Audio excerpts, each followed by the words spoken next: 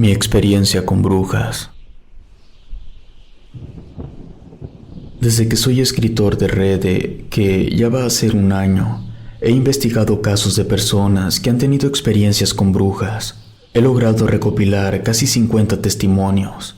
La gran mayoría de estos están concentrados en 6 estados de la República: Veracruz, Tamaulipas, Puebla, Guerrero, Tlaxcala y San Luis Potosí.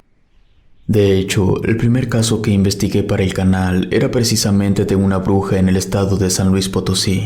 He dado con casos tan impactantes como el de la familia que tiene la tumba de una bruja enterrada en su patio, y tan oscuros como el de la colonia de Ixtapaluca, que sufren la muerte de niños por culpa de 2 brujas. Inclusive, tengo el caso de una bruja que estuvo atormentando a una familia durante años, hasta que, al final, mató a una de las hijas. En los ranchos suele haber mucha presencia de brujas. Existen familias enteras donde todos sus integrantes tienen alguna relación con la brujería. Recientemente di con el caso de una veterinaria donde el perro de una bruja causó estragos muy fuertes y hubo muertos de por medio. En una ocasión, un suscriptor se puso en contacto conmigo para contarme que en su colonia las brujas habían tomado represalia porque hace muchos años la gente de ahí quemó una iglesia de brujas. Me gustaría compartir un poco de la información sobre los diferentes tipos de brujas. No voy a considerar a las wiccas porque suelen ser sectarias, y eso significa que es casi imposible saber algo concreto sobre ellas. Esto no es una guía oficial, solo se trata de lo que yo he aprendido después de investigar tantos casos. Quisiera dejar en claro que no me considero un experto. Existen 2 grandes bloques para categorizar a las brujas. Están las brujas de sangre, que son las que nacieron dentro de una familia de brujas, y están las brujas de voluntad, que son las que decidieron iniciarse en la brujería sin tener antecedentes de ningún tipo en su familia. Dentro de esos 2 grandes bloques de brujas hay muchas formas de agrupar por tipos, y hay que considerar una cantidad enorme de factores. La forma más fácil de agrupar brujas es tomando en cuenta el lugar en el que habitan. Lo más común es el monte. Cerca del 40% de las brujas se encuentran ahí. Luego está la sierra con casi el 25%, los cerros y los bosques con un aproximado de 15%, los ranchos cerca de otro 15%, las colonias poco pobladas en ciudades no muy urbanizadas con menos del 5%, y lo restante ya son lugares variados, como cuevas o a las orillas de un río. El segundo factor por el que se pueden agrupar es según el tipo de trabajos que hagan. Existen los trabajos rojos, negros, blancos. Los rojos son amarres y cualquier otra cosa relacionada con la atracción física o emocional. Los trabajos blancos son los que buscan ayudar al otro. Pudiera ser otorgarle protección o suerte. Los trabajos negros son los que buscan la ayuda propia y el daño al otro. Por lo general, la gente se confunde en esto. Piensan que pedir dinero para ellos es un trabajo blanco. Pero no, porque la brujería no tiene la capacidad de crear materia ni de transformarla. Solo la mueve del lugar. Por lo tanto, cuando alguien pide dinero para sí mismo, en realidad lo que está pidiendo es que ese dinero se lo quiten a alguien más. Ahí se está dañando a otro y es un trabajo negro. Una característica relevante de las brujas que se dedican a realizar trabajos negros es que suelen tener prácticas que rompen la línea que delimita el equilibrio de la naturaleza. Me refiero a la necromancia, la magia de sangre, maldiciones, inclusive la manipulación o anulación del libre albedrío. Existe una cuarta categoría, los trabajos grises. Estos trabajos solo pueden ser realizados por las brujas que hagan trabajos negros y blancos, ya que, como se puede suponer, los trabajos grises buscan justicia proporcional, que no es lo mismo que solo justicia. Me explico. Justicia como tal es que si robas vas a la cárcel. La justicia proporcional va más a la venganza sin llegar a la crueldad. Es decir, si alguien más fuerte que tú te golpeó, con un trabajo gris conseguirás que alguien más fuerte que tu agresor lo golpee para causarle el mismo daño que él te hizo. Hay brujas que se dedican solo a hacer uno de los 4 tipos de trabajos. Hay otras que hacen 2 o 3, y existen unas pocas que pueden hacer cualquier tipo de trabajo. Otro factor para clasificar a las brujas es tomando en cuenta que hay unas que pueden ser enterradas en Camposanto y hay otras que no pueden descansar ahí. Ese factor depende del tipo de trabajos que hagan. Aquellas que hagan trabajos negros definitivamente no pueden entrar al Camposanto. No importa que hagan trabajos blancos también. Un solo trabajo negro ya las descarta para poder ser enterradas en Camposanto. Las que hacen trabajos rojos enfocados en lo carnal y pasional también quedan fuera. Solo las que hagan trabajos rojos enfocados al amor y trabajos blancos pueden ser enterradas en Camposanto. También se les puede clasificar en nómadas y sedentarias, solitarias y de aquelarre. Están los tipos de brujas que pueden volar y que no pueden volar. Las brujas que pueden volar se dividen en varios grupos. Están las que se convierten en bolas de fuego, las que se convierten en algún tipo de ave y las que se convierten en insectos. Aquí es muy importante aclarar que no es lo mismo una bruja que se convierte en lechuza, cuervo o mosca y una bruja nahual. Las brujas nahual son las que tienen pacto con el diablo y su transformación no es en animales, sino en criaturas animalescas con rasgos humanoides. Aquellas brujas que se convierten en animales no tienen pacto con el diablo. Dentro de la brujería también existe el clasismo. El grupo de brujas clasistas está conformado por brujas que se niegan a relacionarse con otros tipos de brujas que no sean similares a ellas. Otro factor que se puede tomar en cuenta para agrupar a las brujas es si utilizan o no animales para sus rituales y brebajes. Dentro de las que sí utilizan animales hay 2 grupos, las que los matan y las que no. Otra característica que sirve para agrupar a las brujas están las gitanas, que son las que pueden ver el pasado y predecir el futuro, y las brujas no gitanas son las que no tienen la capacidad de hacer eso. Y por último, una de las formas más importantes a la hora de agrupar brujas es tomando en cuenta la forma en la que pueden morir. Algunas se pueden quemar, otras hay que ahogarlas. Están las que se pueden matar con balas, con agua bendita, y hay algunas pocas que su vida depende del uso específico de un objeto, como pudieran ser collares, anillos, pulseras, escapularios y un muy extenso etcétera. Ya con toda esa información, espero que disfruten de los 4 nuevos relatos que he conseguido para ustedes.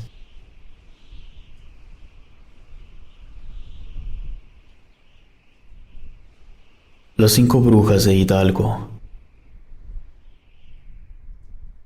Crecí en el estado de Hidalgo. Es una tierra única, cuenta con 7 pueblos mágicos y cada uno esconde grandes historias para contar. Pero de entre todos esos pueblos, hay uno que cuenta con un episodio oscuro en su historia. El pueblito se llama Mineral del Chico. A unos 10 minutos de su cabecera municipal se encuentra el Río de los Milagros, y en esa área hay una casa abandonada cuya aura es densa y abrumadora. Se le conoce como la Casa de las Brujas. Yo me enteré de ese lugar cuando estaba en la primaria y empecé a hacer preguntas. Lo que me contaron fue que esa casa había sido habitada por 3 brujas. Se decía que dentro las brujas hacían rituales de todo tipo. Una noche, algunos curiosos decidieron que era buena idea espiar a las brujas. Lo que vieron los dejó muy perturbados. Esos curiosos juraban por su santa madre que pudieron ver cómo esas brujas se arrancaban las piernas y que después se empezaron a transformar en pájaros enormes y salieron volando por una ventana. Nadie sabe qué fue lo que pasó, pero al día siguiente encontraron los cuerpos de esas brujas. Estaban incinerados, colgados y les faltaban las piernas. Pero ese no fue el final de las brujas. Ellas, como todo lo que sale del infierno, volvieron de la muerte y empezaron a acechar a la gente de los alrededores. Entraban a las casas durante las noches y sin que nadie se diera cuenta, tomaban a los bebés, se bebían toda su sangre y los dejaban secos. Me consta porque esa fue la forma en que murió mi hermano, que era 6 años menor que yo. Cuando eso ocurrió, yo tenía tan solo 8 años, y había pasado muy poco tiempo desde que yo me había enterado de la existencia de la casa de las brujas cerca del río de los Milagros. Mi madre no pudo manejar la situación, se puso histérica. Esa noche gritó hasta quedarse sin voz. Sus lamentos eran tan desgarradores que los vecinos de toda la colonia la escucharon. Algunos de los vecinos se acercaron a la casa para preguntar qué era lo que había pasado. Fue mi padre quien les dijo que mi hermano menor había muerto. La mujer más anciana de la colonia afirmaba que un día antes había visto un extraño pájaro pasar volando varias veces por encima de nuestra casa. Mi hermano menor fue la primera víctima de una oleada de ataques que sufrieron las 18 rancherías de la zona de la sierra. Esa oleada duró casi 2 meses y los ataques ocurrían cada tercer día. Las víctimas de todos esos ataques fueron niños pequeños, uno por cada ranchería, y siempre había avistamientos de extraños pájaros. Después de esa masacre, los pájaros dejaron de ser vistos en las rancherías, pero algunos meses después, un hombre dijo que pudo ver a uno de esos pájaros grandes aterrizar cerca de unas cuevas. Se acercó para ver qué pasaba, se adentró en las cuevas y luego de caminar un rato empezó a escuchar llantos de niños, pero también podía oír algo más. Lo describió como un graznido o algo parecido. Se acercó despacio, tratando de no hacer ningún ruido. Entonces pudo ver a un montón de niños encadenados. Se quedó paralizado de la impresión. Entonces vio a una mujer que se estaba arrastrando hacia uno de los niños. Esa mujer no tenía piernas. Se arrastró hasta alcanzar al niño, lo agarró de la cabeza y se bebió toda su sangre. El hombre no tenía ninguna duda que esa era una bruja. Él salió de esa cueva y volvió a su ranchería a contarle a los demás. Esa información se pasó de ranchería en ranchería. Así fue que nos enteramos nosotros. Nadie sabía quiénes pudieran ser los niños que la bruja tenía encadenados. En ninguna de las rancherías habían desaparecido niños. Era por esa misma razón que nadie daba el primer paso para ir a cazar a esa bruja. La gente solo pelearía por su familia, y esos niños, al parecer, no eran de nadie. Pasaron las semanas, los meses, el tiempo se fue. Cuando yo cumplí 12 años, nadie hablaba de los bebés fallecidos, ni de los niños encadenados en la cueva. Pero aunque mis padres trataban de fingir que nada había pasado, a mí no se me olvidaba que una bruja había matado a mi hermano. Y aunque cuando todo ocurrió yo no tenía ninguna posibilidad de hacer nada, con 12 años ya estaba aprendiendo a disparar un arma. Empecé a prepararme para el enfrentamiento. Adopté 4 perros. Eran de buen tamaño, además muy obedientes. Yo no sé nada de perros. Cada que me preguntaban sobre la raza de mis mascotas, yo decía que eran Cayerman. Los encontré mientras caminaba de una ranchería a otra. Los habían abandonado. Crié a esos perros por 3 años. Habían crecido bastante y eran extremadamente fuertes y agresivos, pero no daban un solo paso si yo no lo autorizaba primero. Eso me ayudó a no tener problemas con las demás personas. Esperé un poco más y cuando cumplí 16, fui junto con mis 4 perros hacia esas cuevas. Cuando llegamos, ellos se empezaron a poner muy nerviosos. Algo los incomodaba y los hacía enojar. Quise entrar, pero mis mascotas se pusieron frente a mí y no me dejaron avanzar. Le ladraban con fuerza a la oscuridad de la cueva. Estaban en posición de ataque, mostraban los colmillos, gruñían y se paraban en 2 patas. De pronto hubo un ruido, un graznido, que retumbó en la roca. Eso hizo que mis perros dejaran de hacer escándalo, pero mantuvieron su postura, listos para el ataque. Se escuchó una carcajada bastante tenebrosa, lo suficiente como para hacerme retroceder. Volví a la ranchería. Mis perros todo el tiempo fueron pendientes de que nada nos fuera siguiendo. Pasé 2 semanas tratando de armarme de valor para volver a la cueva, pero esa carcajada me sonaba familiar y era horrible. Una mañana salí con mis perros y caminamos hasta el cedral. Necesitaba despejar mi mente. El ambiente ahí era tan tranquilizador que me recosté a dormir un poco. Yo sabía que mis 4 perros me cuidaban, no tenía nada de qué preocuparme. Pero hubo un problema. Desperté, ya era de noche y mis perros no estaban por ninguna parte. Les hablé por su nombre, les grité, hice toda clase de sonidos, pero no obtuve ninguna respuesta. Yo estaba solo a mitad del bosque y a varios kilómetros de mi hogar. Tenía noción de cómo volver, pero debido a la oscuridad no estaba seguro de poder conseguirlo.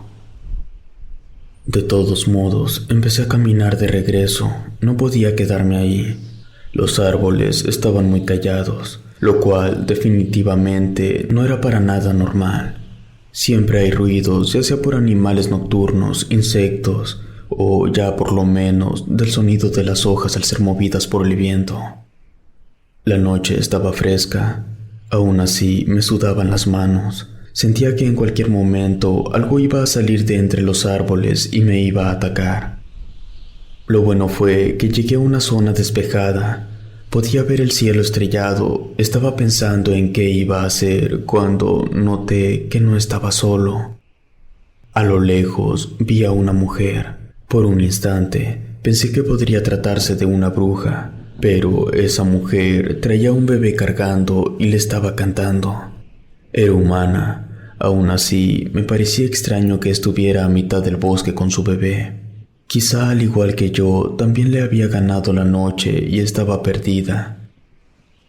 Fui con ella. Sin acercarme demasiado, le pregunté qué estaba haciendo ahí. La mujer me respondió que había llevado a su bebé a conocer el bosque, pero ya no supo tomar el camino de regreso, y su plan era estar toda la noche ahí. Al amanecer, ya con la luz del sol, sabría cómo regresar. Le dije que yo también estaba perdido. Le pregunté si podría quedarme con ella. Así, ninguno de los dos estaría solo. Ella estuvo de acuerdo. También tuvo el gesto de ofrecerme una tuna. Yo tenía hambre. Le agradecí y me comí la fruta. Me dijo que era de una ranchería donde se decía que había una bruja, y le pedí que me contara más sobre esa bruja.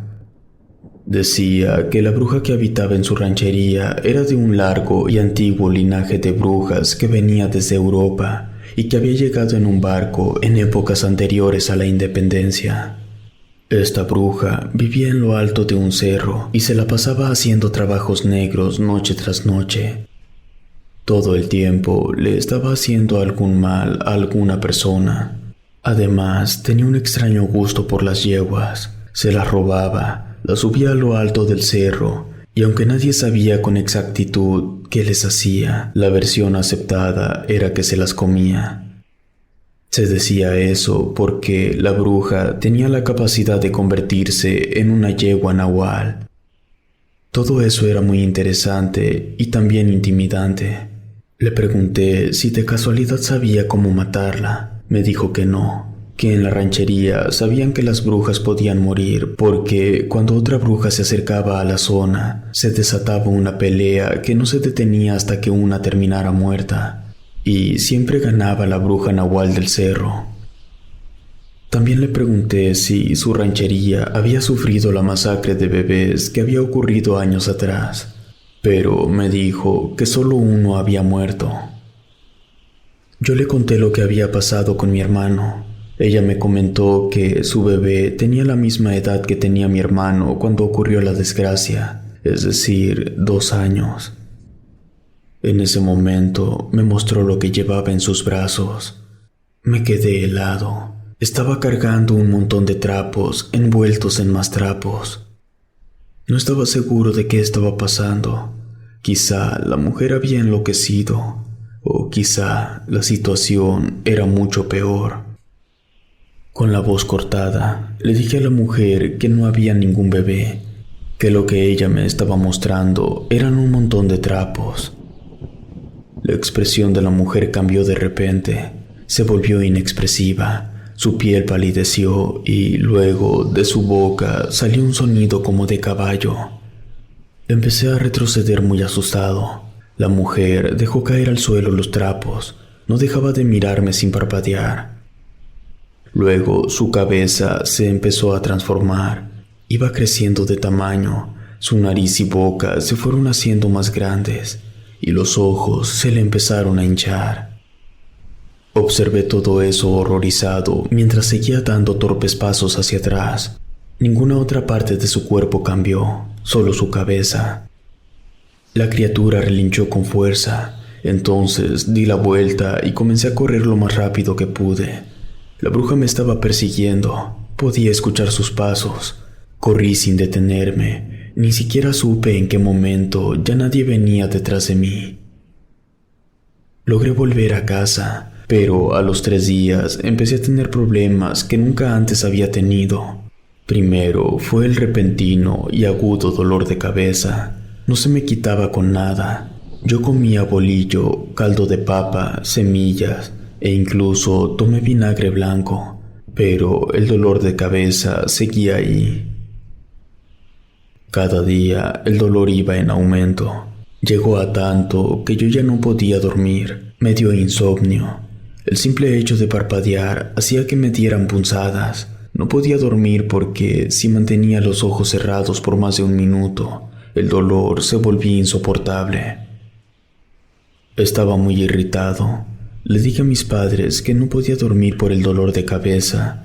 Mi mamá empezó a hacerme preguntas tontas. No estaba de humor. Le pedí que se callara. Quiso sermonearme y quizá fue por la falta de sueño, no lo sé, pero estallé contra ella. Le pregunté si iba a ayudarme o si me iba a dejar morir como lo hizo con mi hermano. Ella se quedó en silencio y yo seguí presionando. Le dije que lo único que yo quería era que me ayudara con el dolor. No le pedí que me regañara, que si no iba a ayudarme, me lo dijera para largarme de la casa a buscar a alguien que sí me ayudara. Mi madre estaba muda. Yo necesitaba su ayuda y ella solo me miraba sin hacer nada. Agarré una de las bancas que teníamos, la levanté y luego la azoté contra la mesa partiendo los 2 objetos. Pude ver cómo a mi mamá le salió una lágrima de un ojo, pero no decía ni una sola palabra. Entonces salí de la casa. Mi intención era irme a una ranchería donde yo sabía que una anciana preparaba brebajes para curar cualquier cosa. Pero con cada paso que daba, el dolor era más intenso. No entendía qué era lo que pasaba. Pensé en regresar, pero seguía muy molesto con mi madre, y mejor seguí caminando. En ese momento no tenía idea de a dónde me dirigía. Mi visión se puso borrosa de repente. No podía ver más allá de unos metros delante de mí. Sentía que me iba a desmayar. Levanté un poco la mirada y me di cuenta que estaba bastante cerca de las cuevas a las que había ido con mis perros. Perdí el conocimiento. Cuando abrí los ojos, estaba en el interior de una casa que no era la mía. Tampoco ninguna en la que hubiera estado antes. Estaba sentado y ya no me dolía la cabeza. Una mujer estaba sentada frente a mí. Ella me preguntó cómo me sentía y le dije que ya estaba mejor. También le pregunté dónde se supone que estaba y quién era ella. Me respondió que era una bruja y que ella me había llevado hasta su casa porque me encontró a punto de ser devorado por otra bruja. Me dijo que había tenido mucha suerte. De no ser porque ella pasaba por ahí, yo estaría muerto. Le pregunté por qué me había ayudado y me respondió que no le agradaban las brujas negras. Por eso no había permitido que me comiera. La mujer tenía un frasco en la mano y me lo mostró. Dentro había un trozo de tuna. Me preguntó quién me había dado a comer esa fruta. Solo le dije que me la había dado la bruja yegua nahual. Ella estaba confundida. Me explicó que no era normal que una bruja nahual ayudara a una bruja negra, porque las brujas nahual están por encima en rango, y entre brujas las de arriba nunca ayudan a las de abajo. Me miró detenidamente y me preguntó qué relación tenía yo con las brujas. Le conté lo de mi hermano. Me dijo que ese pudiera ser el motivo. La mujer me preguntó si tenía otro hermano. Le dije que no. Entonces me dijo que pronto lo tendría, que mi madre estaba embarazada, que por eso la bruja Nahual me había hecho un trabajo de sangre. Me dijo que seguramente la bruja Nahual estaba interesada en el hijo que mi madre iba a tener, pero que, como mi familia ya estaba marcada por la bruja negra, tenía que pedirle permiso, y que por eso la bruja Nahual me había dado esa tuna, que no era una fruta en realidad, sino que era un trabajo de sangre, cuya finalidad era que yo fuera hasta la cueva para ser devorado por la bruja negra. Yo no entendía ni una sola palabra de lo que me decía. Primero le pregunté cuál era la diferencia entre una bruja negra y una nahual. Me dijo que la bruja negra trabajaba para el diablo y la bruja nahual trabajaba con el diablo porque tiene un pacto con él. Y acerca del trabajo de sangre, la mujer me explicó que era una práctica antigua y oscura que solo las brujas más siniestras tienen el valor de hacer, porque uno solo de estos trabajos te condena al infierno. También me dijo que yo tenía que ponerle un alto a esa bruja negra, porque si no, iba a terminar muerto, y si eso pasaba, mi madre terminaría igual. Le pedí que me dijera lo que tenía que hacer. Ella se levantó y fue por una paloma blanca. Estaba muerta. Me la dio y me dijo que debía ir a enterrarla a las afueras de esas cuevas, que eso ayudaría. Antes de irme, le pregunté cuántas brujas había en la región. Me dijo que era difícil de responder porque hay algunas brujas que se están moviendo constantemente. No podía decirme con certeza cuántas había en la región, pero me contó que ella estimaba que en todo el estado de Hidalgo había unas 120 brujas. Me despedí de ella. Pude escuchar que la puerta se cerró detrás de mí. Entonces caí en cuenta que no le había preguntado cómo llegar hasta las cuevas, porque no tenía idea de dónde estaba. Pero cuando me di la vuelta, la casa de la bruja había desaparecido. Había un solo camino, así que lo seguí. Estuve caminando por casi media hora hasta que llegué a un lugar que me pareció familiar. De ahí me fui directo hacia las cuevas. Cuando llegué, enterré la paloma blanca. Me iba a ir, pero de pronto escuché unos ladridos. Se trataba de mis perros, pero se escuchaban dentro de la cueva. No quise entrar. Les hablé por sus nombres y entonces los vi. Salieron de la cueva, pero no completamente, solo lo suficiente para que pudiera reconocerlos.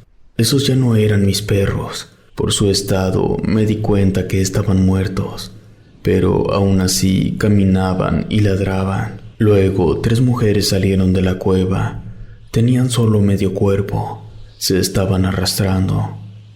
Solo me miraron por unos segundos. Y luego las brujas y los perros volvieron al interior de la cueva. Nunca más me acerqué a ese lugar. Volví a casa y me disculpé con mi madre. A los pocos días, ella se enteró que estaba embarazada, tal cual me lo había dicho la bruja que me ayudó. Han pasado décadas desde que ocurrió lo que les cuento. No sé si en verdad haya 120 brujas en el estado de Hidalgo. Lo que sí me consta es que aquí, en los alrededores de las rancherías, al menos en aquellos años, había 5 brujas. Las brujas de la carretera. Ocurrió la madrugada de un 27 de octubre. Mi prometida la había enterrado en la ciudad en la que nació, que estaba a muchas horas de mi casa. De hecho, estaba en otro estado. Yo iba conduciendo de regreso después de llevarle flores por ser su 6º aniversario luctuoso. Ella y yo habíamos planeado casarnos un 2 de noviembre. Teníamos todo listo, no faltaba nada. Pero una mañana, mientras ella se bañaba, resbaló y golpeó su cabeza contra el suelo. Cuando me di cuenta, llamé a la ambulancia y me quedé ahí sin soltar su mano. Pero ya era tarde. Precisamente estaba recordando eso mientras conducía por la carretera esa madrugada. Había luna llena y algunas nubes. Parecía que iba a llover. Pasaban pocos carros, pero muchos trailers. Mi prometida fumaba y, de hecho, cuando murió había dejado una cajetilla en la guantera del auto. Solo le quedaban 6 cigarros. Cada que se cumplía un año de su muerte, yo me fumaba un cigarro, y esa madrugada me estaba fumando el último que quedaba. Venía distraído, y no me di cuenta que una mujer se atravesó en la carretera. Cuando la vi, ya era demasiado tarde. Después del impacto, solté el acelerador y me orillé. Estaba en shock, bajé el vidrio y tiré el cigarro mientras trataba de asimilar qué era lo que acababa de suceder. Me quedé dentro del auto. Solo pasaban los trailers por el carril contrario, y al parecer ninguno notó el cuerpo de la mujer. Bajé del carro, caminé hacia ella y estaba muerta. Corrí de regreso al auto y me subí. Lo encendí. Quise acelerar, pero no pude hacerlo. Volví a bajar el vidrio y cerré la puerta con todas mis fuerzas. Caminé nuevamente hasta el cuerpo de la mujer. Lo cargué y lo metí en la cajuela. No tenía idea de qué iba a hacer con el cuerpo, pero definitivamente no iría a prisión. Aún me faltaban 300 kilómetros para llegar a casa. Eso era mucho tiempo para pensar en lo que iba a hacer. Cuando había avanzado como 40 kilómetros, pude ver por mi retrovisor que 3 brillantes luces se estaban acercando. Era una roja, una naranja y una amarilla. Las luces se estaban acercando cada vez más rápido. Empecé a ponerme nervioso porque no había forma de orillarme y tampoco podía moverme al otro carril porque estaban pasando trailers. Esas luces aceleraron de una forma increíble y pasaron por encima de mi auto. Me rebasaron y se perdieron a lo lejos. Fue muy poco el tiempo que tuve contacto visual de esas luces. El único detalle que alcancé a distinguir es que las luces eran esféricas. Algunos kilómetros más adelante vi que había 3 personas paradas en mi carril. Por los faros del auto pude notar que eran mujeres. Estaban vestidas con harapos viejos.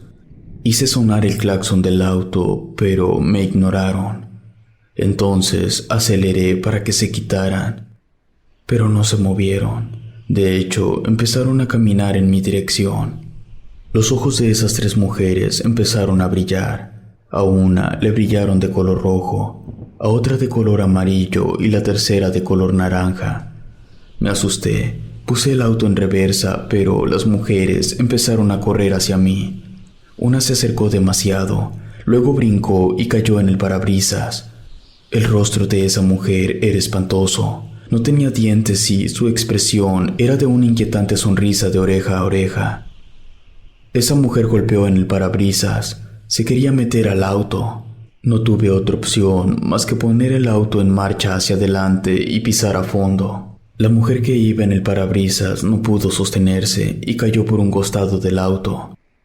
Las otras 2 se hicieron a un lado para que no las atropellara. Cuando avancé 10 kilómetros, escuché un ruido muy alarmante. No tengo palabras para explicar cómo era, pero no era un animal. De eso estoy seguro. Por el retrovisor pude ver que 3 siluetas estaban volando directo hacia mi auto. Una bajó en picada y empezó a volar al lado mío. Iba a la misma velocidad del auto. Era una criatura grande, más de 1 metro. Parecía un murciélago, pero su esqueleto estaba expuesto. Empujó el auto y logró moverlo un poco. Pasé por un letrero que decía que a 5 kilómetros había una salida. Esa salida era por el lado del carril de los trailers. La salida ya estaba cerca. Podía ver que un tráiler se acercaba. Simplemente aceleré. Fui más rápido que la criatura. La dejé como 2 metros atrás. Le gané al tráiler, pero el monstruo no. Fue arrollado. Creí que las otras 2 criaturas se irían sobre el tráiler, pero no. Se empezaron a abalanzar sobre mi auto. Se turnaban. Una bajaba a toda velocidad y golpeaba la cajuela. Volvía a subir y luego bajaba la otra a hacer lo mismo. Cada impacto que recibía por parte de esos monstruos me obligaba a girar el volante muy rápido con tal de no voltearme ni salirme del camino. Me reventaron los espejos laterales y los focos. Cuando conseguí llegar a un pueblo, esas bestias se alejaron. Detuve el auto frente a una tienda. Yo estaba temblando de nervios, no sabía qué hacer. Llevaba un cadáver en la cajuela y 3 monstruos voladores estaban intentando matarme. Además, todo el pueblo estaba a oscuras, no había ni una sola luz. De pronto, alguien golpeó el vidrio. Era un señor. Bajé del auto, me preguntó si necesitaba algo. Le dije que unas criaturas voladoras me estaban persiguiendo. Él me dijo que no eran monstruos, sino brujas. Me comentó que no era seguro estar ahí afuera. Me sugirió que lo acompañara a su casa. Ahí podríamos platicar sin correr peligro. Lo acompañé. Me pidió que le contara lo que había pasado. Le dije casi todo. Omití lo de la mujer atropellada. Luego, él me contó que hace muchos años ese pueblo y otros de los alrededores estaban atormentados por 3 brujas. Se comían a los niños y se llevaban a las vírgenes. Un día, la gente de uno de los pueblos se hartó y consiguieron matarlas. Todo hubiera terminado ahí, pero cometieron un error. Llevaron los cuerpos de las brujas al camposanto para enterrarlas. El problema era que esas brujas tenían pacto con el diablo, y eso significaba que no podían ser enterradas en camposanto. Pero tampoco podían revivir para salir por su propio pie. Entonces, por la obra del diablo, las brujas se transformaron en nahuales voladores y así lograron salir del camposanto.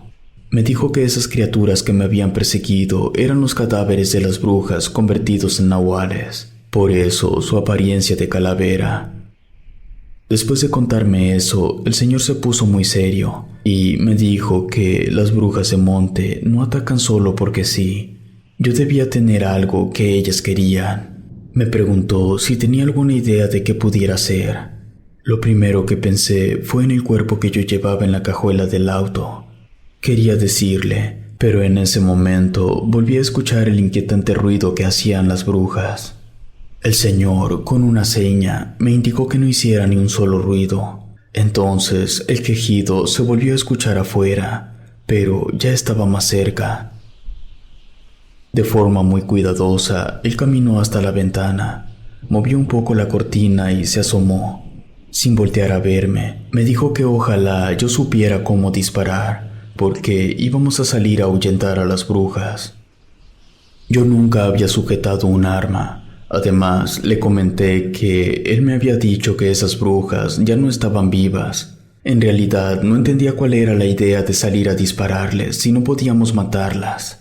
El señor contestó que por eso me había dicho que saldríamos a ahuyentarlas, no a matarlas. Ya lo habían hecho en varias ocasiones antes y con unos cuantos disparos las brujas se iban. El señor entró a un cuarto y sacó 2 armas. Eran chicas. Le aclaré que no sabía disparar. Él me dijo que era sencillo, que solo cerrara un ojo, que apuntara a las brujas y que jalara el gatillo. Salimos por la puerta trasera. Pudimos ver a las 3 brujas volando en círculos. Ahí me di cuenta que en verdad no podían morir. Uno de los vecinos que ya estaba afuera con arma lista le dijo al señor que el comportamiento de las brujas era raro. Ese vecino me vio y me preguntó quién era yo. Le dije que había llegado al lugar mientras huía de las brujas. De pronto, una de las brujas bajó de golpe y se escuchó que rompió uno de los vidrios, y luego volvió a subir. Fuimos al frente. Los vidrios que había quebrado eran los de mi auto. Era evidente que querían el cuerpo de la mujer. Caminé al auto sin dejar de ver a las brujas que aún volaban en círculos. Abrí la cajuela y me alejé corriendo. Las brujas bajaron y se llevaron el cuerpo de la mujer. Tuve que contarle al señor lo que había pasado. A nadie pareció importarle. Lo único que a ellos les interesaba era que las brujas no los molestaran. Nunca sabré quién era esa mujer, ni por qué esas brujas estaban tan interesadas en llevarse su cadáver.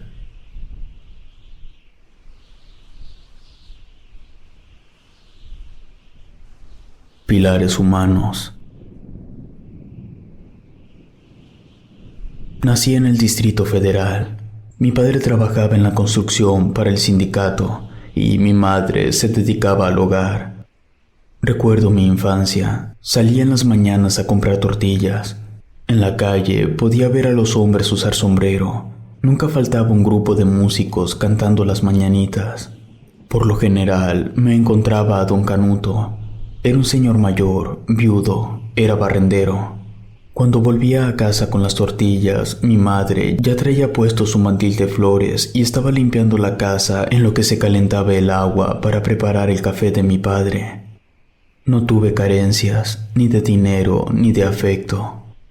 Mi relación con mi madre era hermosa, y cuando tuve la suficiente edad para levantar un ladrillo, mi padre empezó a llevarme con él a las obras en las que trabajaba. Cuando yo tenía 12 años, en 1953, la Torre Latinoamericana estaba a mitad de su construcción, ahí entre Madero y Eje Central. La primera vez que mi padre me llevó a trabajar con él, me contó que la zona en la que estaba siendo construido el edificio había sido el lugar donde Moctezuma tenía su zoológico privado. Yo solo ayudaba con trabajos fáciles de realizar. Casi siempre estaba junto a mi padre, pero en varias ocasiones me dejó ayudando a sus trabajadores de confianza. Recuerdo cómo se veía la construcción de la torre. Era majestuoso. No existía nada tan grande, o al menos nada que yo conociera. Mi padre también me contó que la idea original era que el edificio tan solo tuviera 25 pisos, pero luego de una charla entre Augusto Álvarez y don Miguel, que era el director de la obra, la cantidad de pisos aumentó casi al doble.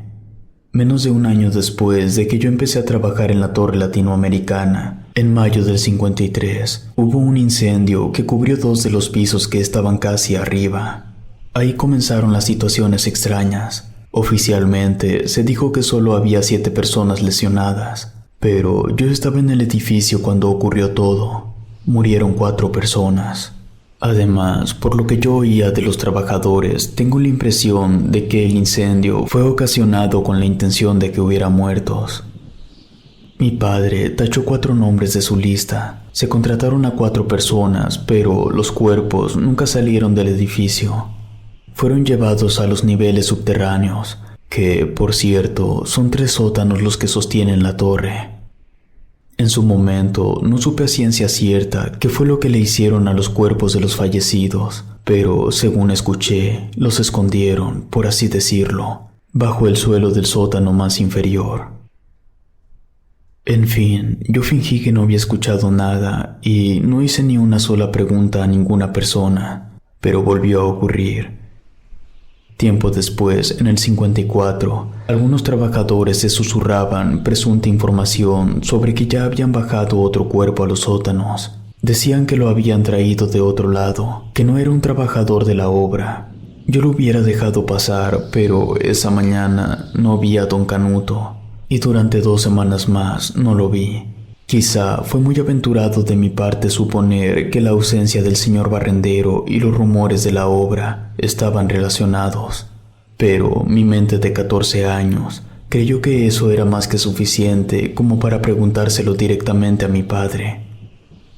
El primero se rió, inclusive bromeó un poco, pero la sonrisa se borró de su cara cuando le aclaré que mi pregunta no era un chiste. Yo quería saber qué había pasado con los 4 cuerpos del incendio, y quería saber si lo que les había pasado a esos cuerpos era lo mismo que le había pasado a don Canuto. Mi padre se puso muy serio, y me dijo que no debía contarme, pero que lo haría si yo le juraba por la vida de mi madre que me dedicaría a cualquier rama relacionada a la construcción. No le importaba la rama ni el rango, solo quería que le jurara que pasaría mi vida adulta en obras. Se lo juré. Entonces me contó de algo llamado Itobashira. Era una antigua práctica japonesa que consistía en realizar ofrendas humanas a modo de pago hacia la madre naturaleza para que permitiera la prosperidad de la obra. Básicamente lo que hacían era sepultar personas, pudieran ser vivas o muertas según lo requiriera la obra. Eso era demasiado. A mi corta edad no podía asimilarlo. Aún así, yo seguía haciendo preguntas. Quería saber de dónde habían sacado semejante idea, porque a mí me parecía retrógrada. Mi padre me dijo que en el barrio chino había una bruja. Ella era japonesa, específicamente de la prefectura de Fukui, y que esa bruja tenía más de 300 años de edad. Ella, según mi padre, había llegado a México luego de que los japoneses la exiliaran. China, que estaba al tanto de su naturaleza como bruja, la recibió con la condición de que emigrara a México y se hiciera cargo de la comunidad china aquí en la capital del país. Eso fue antes de que aquí ocurriera la revolución. Mi padre afirmaba que esa bruja había estado involucrada en la construcción de varios edificios en la ciudad. Le pregunté si el incendio había sido provocado para poder obtener los cuerpos. No me quiso responder. Lo que me dijo fue que si no se hacían las ofrendas, el edificio terminaría colapsando y la cantidad de personas que perderían la vida sería más alta. Yo todavía no podía creer lo que mi padre me estaba diciendo. Le volví a preguntar si don Canuto había sido tomado para la obra. Me dijo que lo tomaron porque él no tenía esposa ni hijos. Además, mencionó que ya era viejo, que de todos modos iba a morir en pocos años. Su respuesta me pareció arrogante y tan cínica que sentí asco de mi padre. No se lo dije, pero él se dio cuenta por la expresión de mi rostro. Intentó justificarse diciéndome que ingenieros y arquitectos de todo el mundo estaban enterados, que era una práctica aceptada desde hace siglos, y que mejor me hiciera la idea porque yo formaría parte de eso. Le dije que no quería y que no lo iba a hacer. Él me miró muy serio y me dijo que si yo no cumplía con lo que le había prometido, él mismo me entregaría como ofrenda. La relación con mi padre no volvió a ser la misma después de eso. La torre latinoamericana se terminó de construir en 1956.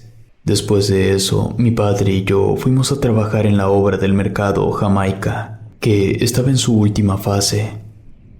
No me tocó ver que se hicieran ofrendas humanas, pero sé que se hicieron.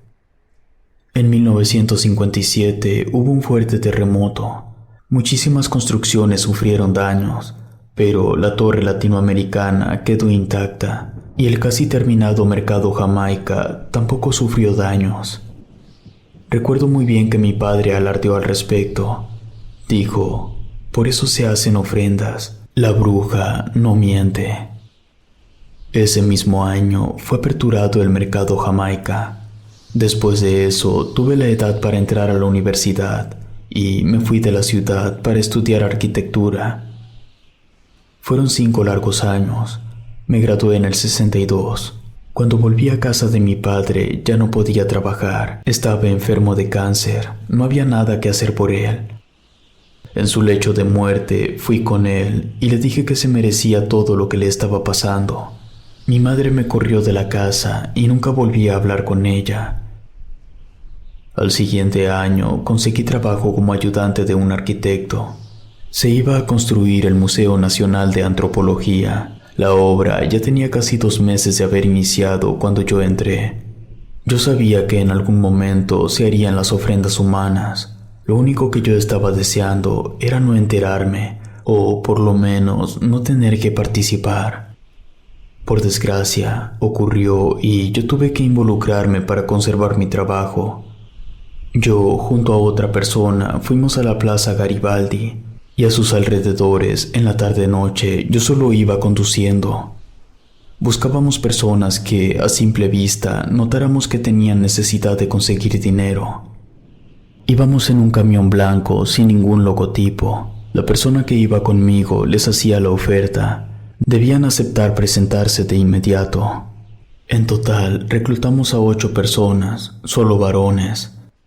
El trayecto de regreso a la construcción fue muy incómodo. Ellos iban preguntando algunos detalles sobre la obra y la otra persona les contestaba. Yo no dije ni una sola palabra, solo iba pensando en cómo los iban a matar para poder entregarlos como ofrenda. Cuando regresamos, ya nos estaban esperando 2 personas con rasgos orientales. Uno hablaba español, pero el otro no. La otra persona con la que yo iba fue a dar una vuelta con las 8 personas que habíamos llevado. En cuanto se alejaron, los orientales se presentaron. Iban en representación de la bruja y estaban ahí para indicarnos en cuáles pilares de los que faltaban por colar debían ser colocadas las ofrendas. Dijo que, debido a la importancia de la obra, las ofrendas debían estar vivas al momento de que fuera vaciada la mezcla. Yo pregunté cuál era la necesidad de que estuvieran vivos. La respuesta fue que debían sufrir, porque eso multiplicaba la buena suerte del futuro de la construcción. Traté de mantener mi postura, pero llegó uno de los jefes de la construcción y me mandó a otro lado a resolver algo. Ya no supe cómo lo hicieron, pero sé que sí los colocaron vivos dentro de los pilares. Al año siguiente, la obra fue terminada. En total, en los 18 meses que trabajé en el proyecto, pude juntar lo equivalente a lo que hoy serían unos 90,000 pesos. Eso me daba para estar algunos meses libre. Decidí que buscaría a la bruja del barrio chino. Tenía que hablar con ella. Si las ofrendas eran inevitables, por lo menos quería conocer a la persona responsable de que eso estuviera ocurriendo.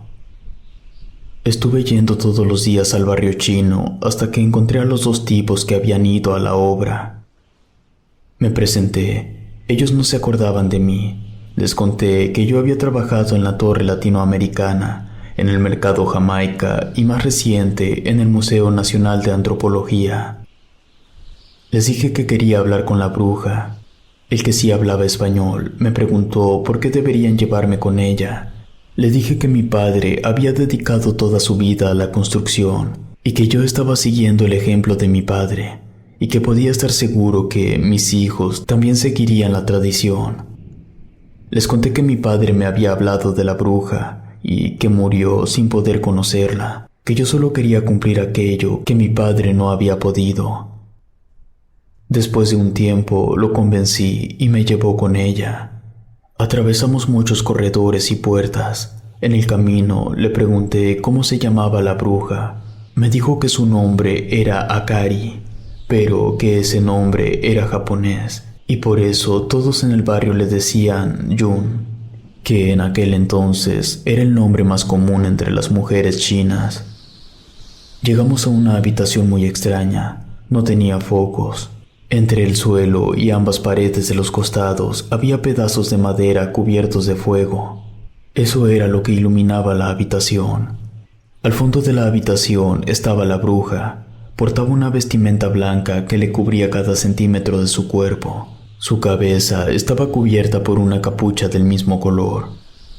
Encima de la capucha llevaba una corona con los cuernos típicos de los dragones chinos. Usaba una venda roja que le cubría los ojos y la frente, y el resto de su cara estaba cubierta. El sujeto le hizo una reverencia y yo hice lo mismo. Su presencia era tan imponente que no me atreví a decir una sola palabra.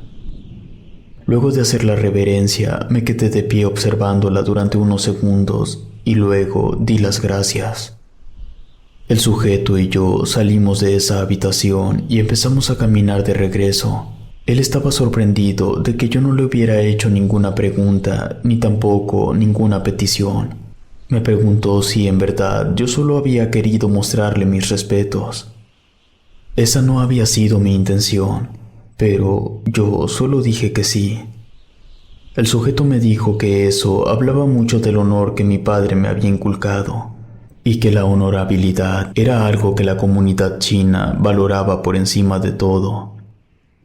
Me dijo que si tenía alguna pregunta podía hacérsela, la que fuera. Le conté que mi padre me había dicho que la bruja tenía más de 300 años de edad. El sujeto me dijo que eso era verdad y que de hecho la bruja ya estaba en la última etapa de su vida, que ella misma había predicho que moriría cuando el año de la rata volviera 4 veces más. Yo tenía una duda más. Era sobre la Torre Latinoamericana. Quería saber si una obra tan impresionante habría requerido más detalles que una obra normal. Me dijo que las fechas, tanto en la que se inició la construcción como en la que se terminó, no fueron al azar. La construcción se había iniciado en el año de la rata para garantizar la riqueza, y se había completado en el año del mono para garantizar la protección. Todo estaba más claro para mí y ya no tenía más preguntas. Le recordé mi nombre y le dije que si me necesitaban para una construcción importante, me contactaran y yo estaría encantado de trabajar. Pasaron los años. Yo estuve trabajando en obras chicas y construcciones menores, edificios departamentales más que nada. En el 71, el segundo jueves de junio, hubo una matanza. Todo ocurrió a unas cuantas calles de un edificio en el que yo estaba trabajando.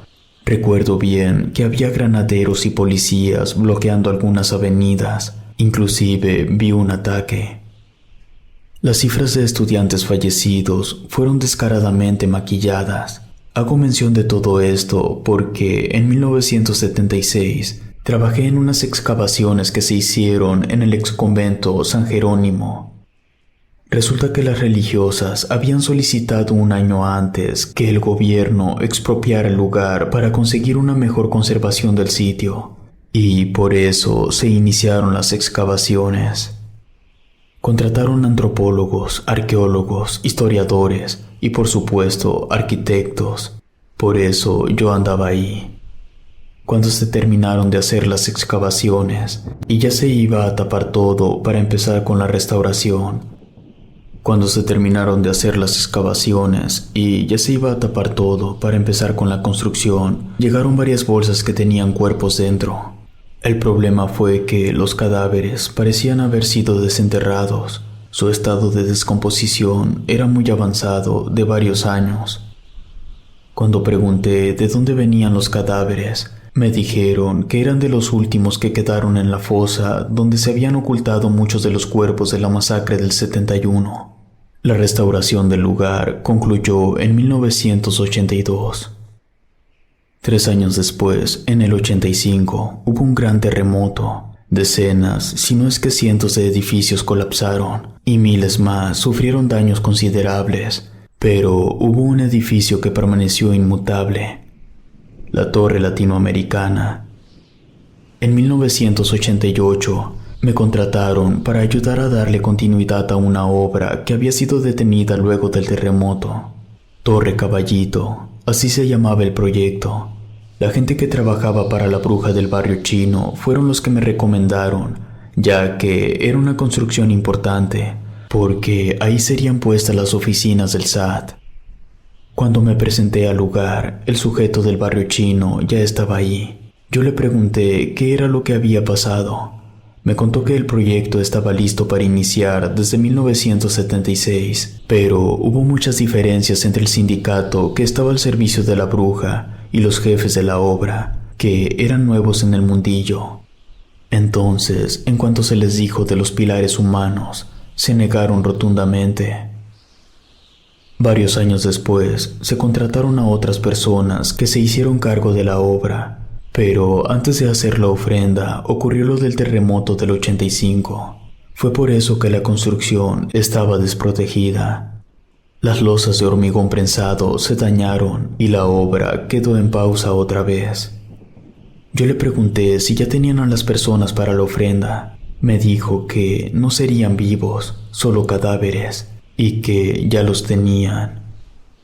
Entramos al lugar y me dijo los lugares en los que debían ser colocados los cuerpos. Se podría decir que la obra fue terminada ese mismo año, porque faltaba algo, pero solo era la cristalería negra. Esa quedó lista hasta 1990. Me pagaron muy bien por los meses que trabajé ahí, lo equivalente a 60,000 pesos de hoy. Mi madre murió en el año 1993. Yo me casé en 1995 y al año siguiente tuve una hija, Angélica. En febrero del 2008 me llegó un correo. Era del sujeto del barrio chino. La bruja había muerto, tal cual como ella lo había predicho a sus 350 años. Me estaba invitando a una ceremonia que se llevaría a cabo en la Plaza Santos de Gollado el día 16 de ese mismo mes. Ese día mi mujer se ocupó y yo no tenía quien me ayudara a cuidar a mi hija. No tuve otra opción más que llevarla conmigo. Ella tenía 12 años. la misma edad a la que yo había iniciado a trabajar con mi padre. La ceremonia era la inauguración del Arco Chino. Era un evento político. Ahí estaba el embajador chino y el jefe de gobierno de la Ciudad de México, que en ese entonces era Marcelo Ebrard. Me encontré con el tipo que me había invitado al evento. Le pregunté qué tenía que ver todo eso con la bruja. Me dijo que las cenizas de la bruja estaban dentro del acero reforzado del que estaba hecho el arco. Vio a mi hija y me preguntó si no tenía algún varón. Le respondí que no. Él la saludó y le preguntó a qué se quería dedicar cuando fuera grande. Dijo que quería ser como yo. Él le sonrió. Luego me dijo que tenía un amigo en la VM y en cuanto mi hija tuviera la edad, no dudará en ponerme en contacto con él. Yo no quería que mi hija se metiera en la cloaca en la que yo estaba metido. Todo el tiempo traté de disuadirla para que eligiera otra carrera, y creí que lo había conseguido porque en el 2014 empezó a estudiar contabilidad. Ella sabía que mi padre y yo habíamos trabajado en la construcción de la Torre Latinoamericana, y cuando ese edificio resistió 2 terremotos en el 2017 y un terremoto más en el 2018, mi hija quedó fascinada con esa construcción, y a pesar de mi insistencia, ella dejó la carrera de contabilidad y me pidió estudiar arquitectura. A mi hija solo le falta un año para graduarse. Yo nunca le he hablado de las terribles cosas que se esconden dentro de muchos de los edificios, y ciertamente no me atrevo a decírselo. Es por eso que he decidido dar mi testimonio.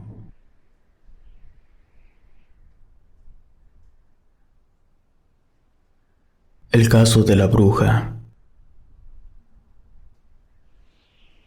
Soy abogado y trabajo en el área legal de una agencia de seguros. No puedo decir cuál porque perdería mi trabajo, ya que al compartir esta historia estoy cometiendo al menos 5 faltas administrativas y seguro más de una falta legal, pero estoy seguro de que esta historia debe conocerse porque a mí me abrió los ojos hacia un mundo que creía inexistente. El caso llegó a mí cuando una muchacha acudió a reclamar un seguro de vida que su esposo le había dejado. Pudiera parecer un caso de rutina, y como cualquier caso se hace una investigación. Y no lo sé, quizás yo me tomo demasiado en serio mi trabajo, pero al ver el reporte preliminar de mi investigación, mi instinto me dijo que algo no estaba bien. La muchacha era 20 años menor que el esposo. Cuando ellos iniciaron su relación, él era casado.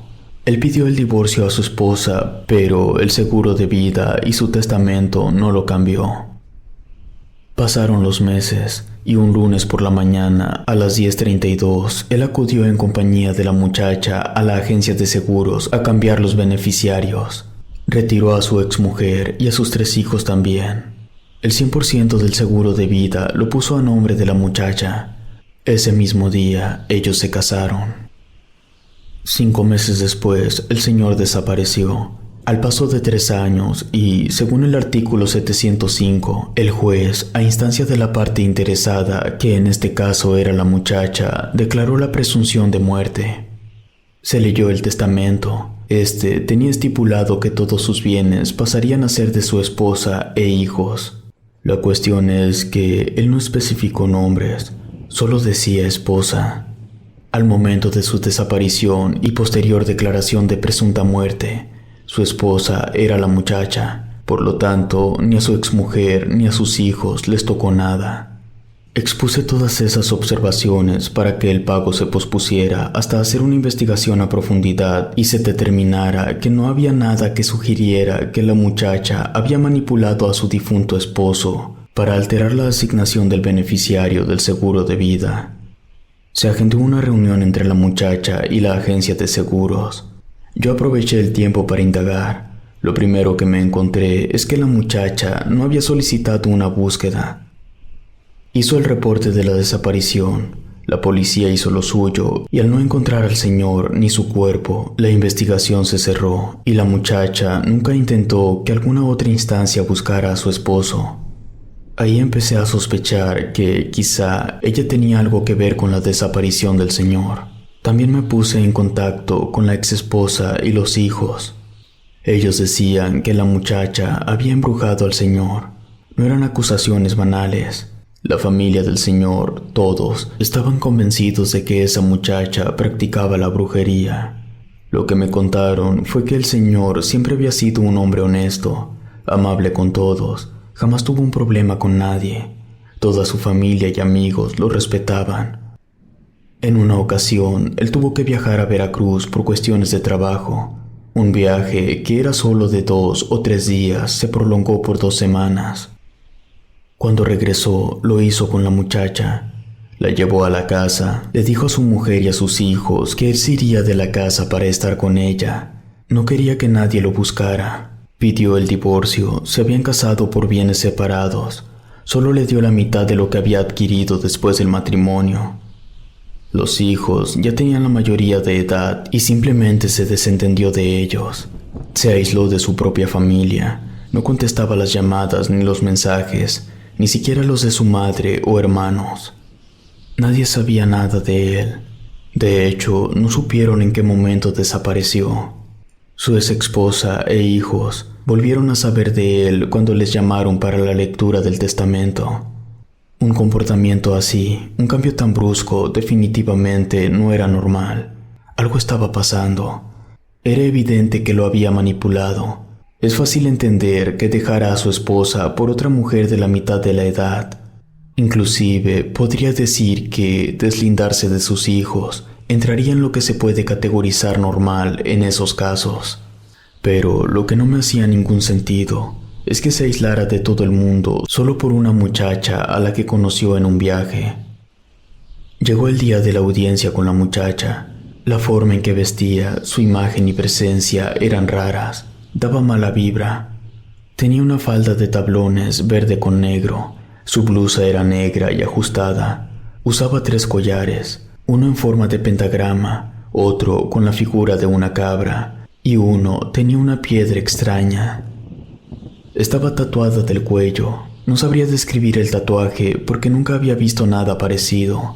Era como una cruz hecha de nudos y entrelazada a un círculo. En la mano izquierda tenía una especie de pulsera que llegaba hasta los dedos. Insisto, su apariencia y vibra eran extrañas. Ella estaba muy molesta y ofendida. Alegaba que no podía creer cómo era posible que tratáramos así a nuestros clientes. Yo le dije que todas mis horas de trabajo y esfuerzo era para que nuestros clientes estuvieran satisfechos, pero también le aclaré que ella no era nuestro cliente, sino que lo había sido su esposo. Yo le cuestioné todas las cosas que había investigado y le dije que yo creía que ella había manipulado al occiso para quedarse con todo. Contestó que no tenía por qué discutir conmigo su vida personal. Le aclaré que un abogado no discute y que yo simplemente le estaba argumentando los motivos por los cuales yo creía tener razón. Le pregunté si ella sabía que el hombre con el que estuvo 2 semanas en Veracruz estaba casado. Me respondió que en aquel momento no lo sabía. Le cuestioné si había visto el anillo de bodas o la foto de su boda en la cartera. No respondió. Le pregunté si una persona honesta se metería con alguien casado. Tampoco respondió. Se puso a llorar y trató de hacerse la víctima. No le creí nada. Decía que nosotros estábamos siendo insensibles con su situación. Le dije que mi trabajo era ver los intereses de la agencia de seguros y lo que ella estaba intentando hacer iba en contra de los intereses de la agencia. Le sostuve en su cara que ella había manipulado al señor para quedarse con todo y que sería mejor que lo aceptara, que se pusiera de pie y que se retirara sin intentar cobrar ni un solo peso. Ella dejó de fingir que estaba llorando y dijo que no se iría de ahí sin su dinero y que yo no tenía pruebas de que ella había manipulado a alguien.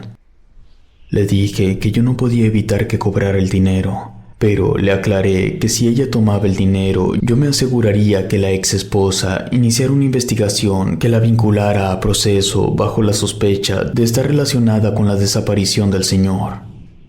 Ella se levantó y caminó hacia la salida. Cuando pasó detrás de mí, me agarró del hombro. Yo sentí un escalofrío muy fuerte. Antes de irse, me dijo: Iré por mi dinero y tú no harás nada. Informé a mi jefa. Ella me preguntó si yo de verdad pensaba que ella había planeado todo para quedarse con el dinero. Le dije que sí. Entonces me dijo que fuera tras ella. Quizá parezca que fue mucho lío para un seguro de vida. La cuestión es que la muchacha cobró 3 millones de pesos y un año antes ya nos habían estafado con una suma similar. Me presenté con la esposa y le dije que yo en realidad sí creía que esa muchacha estaba detrás de la desaparición y presunta muerte de su ex esposo. Me ofrecí representarla como su abogado y le aclaré que, de demostrar que la muchacha era culpable, ella podría recuperar todo lo del testamento y del seguro de vida. A ella no le interesaba ni el dinero ni las propiedades. Aceptó iniciar la demanda para vengarse de la mujer. No pude encontrar prácticamente nada del pasado de esa muchacha. Estaba su acta, CURP, credencial de elector. Y eso era todo. No había registros médicos anteriores, ningún registro bancario, tampoco estudios. Con su familia ocurría lo mismo, que, por cierto, solo la conformaban mujeres, ni un solo varón. Su madre la registró sin padre, y su abuela registró a su madre sin abuelo. Tenía hermanas y tías solo mujeres. Además, ninguna tenía registro de ingresos, porque todas vivían de hacer trabajos para gente que creyera en brujería. De hecho, la muchacha también se dedicaba a eso cuando conoció al occiso. Otro dato peculiar es que en el domicilio donde antes vivía la muchacha no había recibos de luz ni de agua, porque vivía en medio del monte. Mis contactos de Veracruz también me dijeron que todas las familiares de la muchacha se dedicaban a realizar solamente trabajos negros y amarres.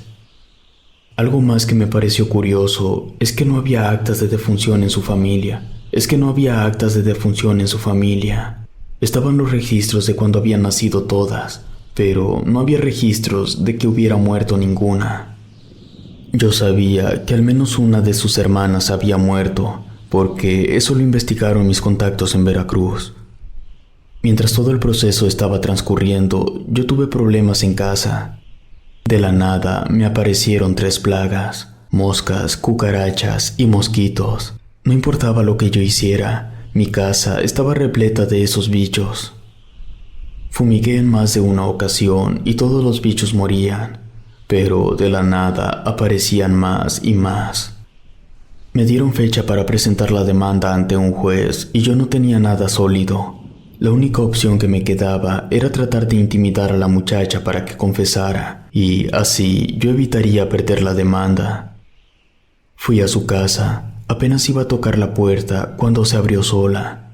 Entré. Ahí estaba la muchacha. Me dijo que ya sabía por qué yo estaba ahí. Un poco en broma, le pregunté si en verdad era una bruja. Me dijo que sí, y que podía decirme mi futuro. Yo me reí y le dije una frase irónica que me había enseñado mi padre.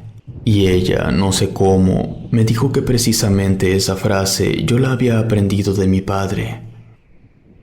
En ese momento sentí mucha curiosidad. Ella me repitió que podía decirme mi futuro, que lo único que tenía que hacer era mostrarle mi mano. A pesar de mi intriga, me negué. Le dije que estaba ahí porque teníamos una demanda en su contra. Saqué la hoja y se la entregué. Ella se rió y me dijo que no se presentaría porque ya no estaría en la ciudad y que nadie podría encontrarla. También me dijo que ya no había ni dinero ni propiedades que se pudieran recuperar, que ella había vendido todo y el dinero ya lo había repartido a la comunidad donde había nacido. Yo, tratando de mantenerme incrédulo, le pregunté que si en verdad tenía poderes, porque simplemente no hacía que el dinero apareciera. ¿Cuál era la necesidad de manipular a un hombre y destrozar a una familia? Me contestó que la brujería no tenía la capacidad de crear materia. Ni ella ni ninguna bruja podía hacer que el dinero simplemente apareciera de la nada. Además, las brujas no pueden hacer trabajos para ellas mismas. Le dije que no creía nada de lo que me estaba diciendo. La muchacha me miró muy seria. Me pidió que la siguiera hacia una habitación. Abrió la puerta y entramos. Dentro había un pentagrama gigante dibujado en el suelo, y en cada punta tenía una vela apagada. En ese cuarto no había ventanas. En 3 paredes del cuarto había altares. En una había un altar a la Santa Muerte, en otra al Diablo y en otra a la Virgen. La muchacha dijo unas palabras y las velas se encendieron solas. Yo estaba desconcertado ante lo que presenciaba. La mujer se puso a rezar, la puerta se cerró de golpe y las velas empezaron a apagarse una por una, hasta que el cuarto quedó sumergido en completa oscuridad. Lo último que pude ver fue que a la muchacha le brillaban los ojos en un color verdoso. De pronto la puerta se abrió y la muchacha ya no estaba. Me asusté y mejor me salí de la casa. Me di cuenta que ya era de noche. Yo había llegado al lugar antes del mediodía. No tenía ningún sentido. Me fui a mi casa. Cuando llegué, las plagas habían desaparecido. Al revisar mi celular, tenía un mensaje de voz. Era de uno de mis contactos en Veracruz. Me decía que la muchacha que yo estaba investigando había llegado al pueblo. Ese mensaje de voz lo había recibido a la 1 de la tarde, cuando yo estaba dentro de la casa de la muchacha. Si te gustó esta historia, suscríbete activando la campanita para que no te pierdas lo mejor de Rede. Gracias por escucharnos. Relatos escritos y adaptados por Ramiro Contreras.